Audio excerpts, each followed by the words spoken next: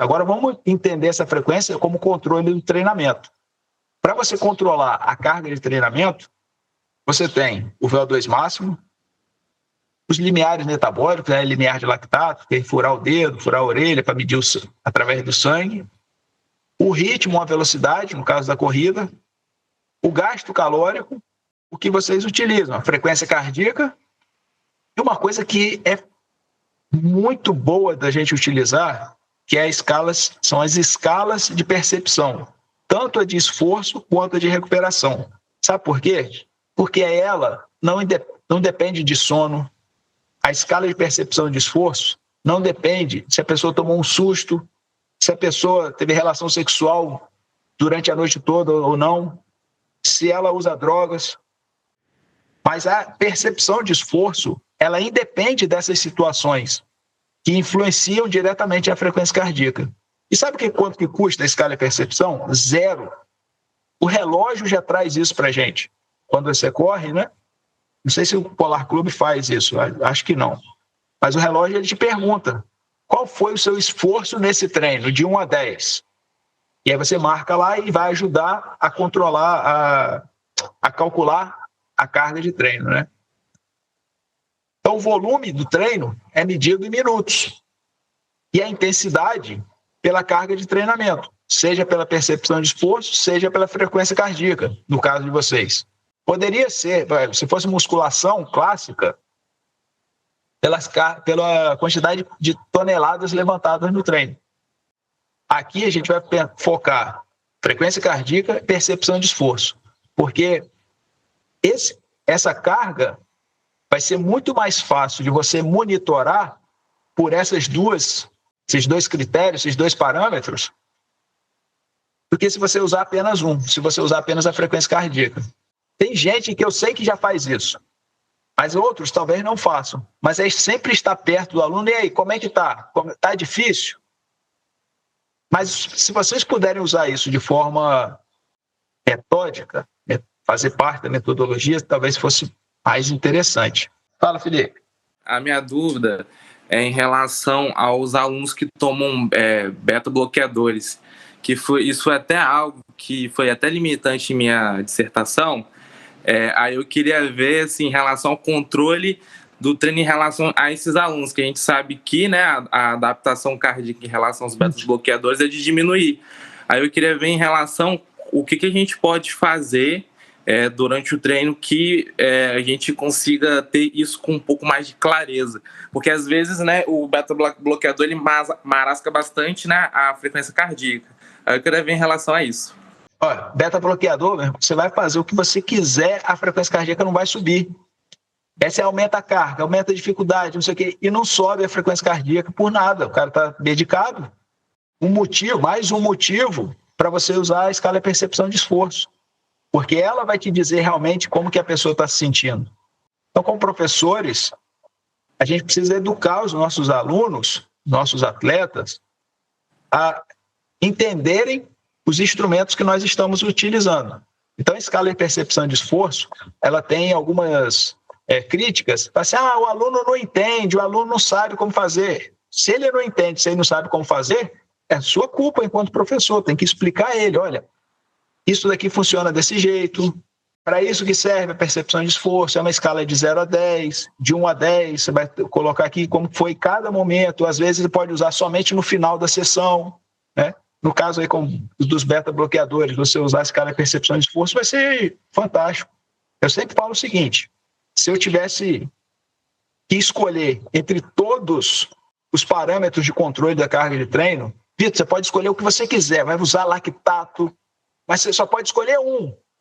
Eu ficaria, sem sombra de dúvida, sem pestanejar, com a percepção de esforço.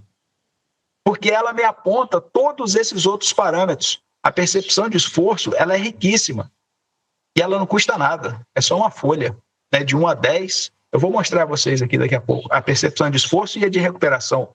Foram duas coisas que eu usei na minha tese de doutorado. Na minha tese de doutorado, eu usei 7 escalas de percepção. Então, sem sombra de dúvida, se eu tivesse que usar só uma, não seria o VO2 máximo. Para corrida, você vai treinar o queniano, maratonista. Você só pode usar um parâmetro. Não seria VO2 máximo, nem frequência cardíaca, nem muito menos limiar. Eu ficaria com a percepção de esforço. Sabe aquela história, quando você está correndo, hoje o corpo estava pedindo para eu correr. É percepção do esforço. O cara está realmente muito bem naquele dia. Não é que ele estava inventando, não é coisa da nossa cabeça. A percepção de esforço, ela une tudo o que seu corpo está sentindo e sem você saber. E uma sugestão que eu colocaria, Fabrício, para você, para a equipe, se puder apresentar a escala de percepção de recuperação, é isso daqui, ó, é uma folha. Pegou na academia, vai começar o treino, e aí, como é que você está sentindo? Está recuperado o treino?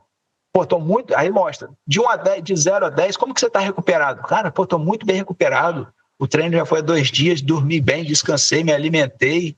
Pô, trabalho, tá tudo jóia, tá em tudo... Pô, beleza, segue em frente. Mantenha o mesmo treino. Chegou no estúdio, o quanto você está recuperado do treino anterior? Cara, olha, eu saí daqui aquele dia, eu estava quebrado. Pô, eu fui para casa, dormi mal, o cachorro me mordeu, fui trabalhar no outro dia, acordei cedo, pô, o chefe encheu o saco, e agora eu vim aqui para treinar, eu acho que eu estou no 6, estou moderadamente recuperado.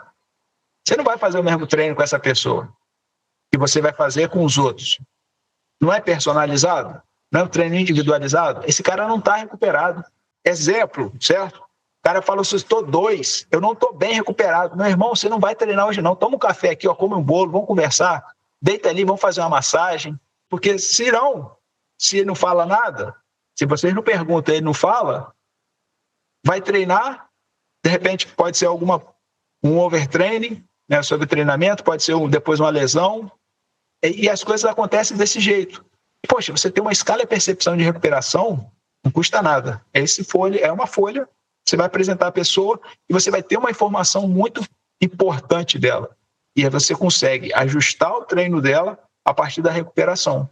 Então, pô, tô muito mal recuperado. Nossa, treinei ontem à noite, dormi mal, cara. Não sei o que está acontecendo, estou preocupado, estou ansioso. E foi no outro dia, falei, pô, não, cara, então você vai. Não, fica aqui. Relaxa aqui um pouquinho, deita ali, fazer uma massagem. Vamos fazer um alongamento, mobilidade. Vamos falar sobre a vida. Pô, você está ansioso por quê? E não treina. É melhor ele não treinar esse dia, que ele está mal recuperado, pouco recuperado, do que você fazer um treino leve. Pode perguntar aí, Felipe. Professor, em relação ao aluno, que, por exemplo, ele é um corredor e treina com a gente. Aí essa escala também vai se enquadrar para ele, por exemplo, ele correu na quarta-feira, chegou na quinta para treinar, aí você sempre pergunta também essa questão, né? De como que ele está em relação à corrida dele.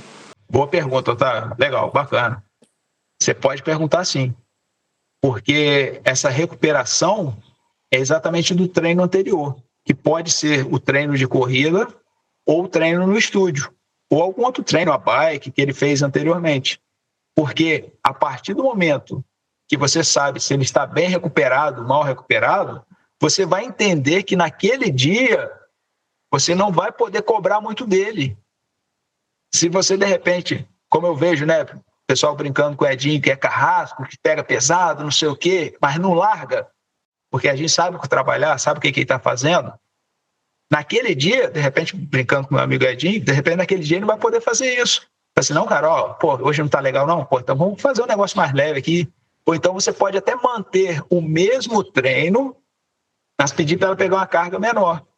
Nota 6, moderadamente recuperado. Você pode manter o treino dele, diminui um pouco a carga. Diminui, se for um peso, se forem 1 minuto de recuperação, se for 1 minuto de estímulos, de exercício, você faz 40 segundos. Ou então era para fazer com 10 quilos, faz com 5. Ou então a recuperação era 1 minuto, você de repente para ele dá 2 minutos. Ah, mas o treino não vai fechar. Mas nesse dia ele não precisa fechar o treino completo. Nesse dia ele precisa simplesmente de um estímulo que o ajude a recuperar. Ah, não, ele não está bem recuperado. Nem treina. Isso é ser personalizado. No coletivo, vocês têm uma capacidade gigantesca de fazer um treino personalizado com aula coletiva, cara. Que lugar que faz isso? Não faz.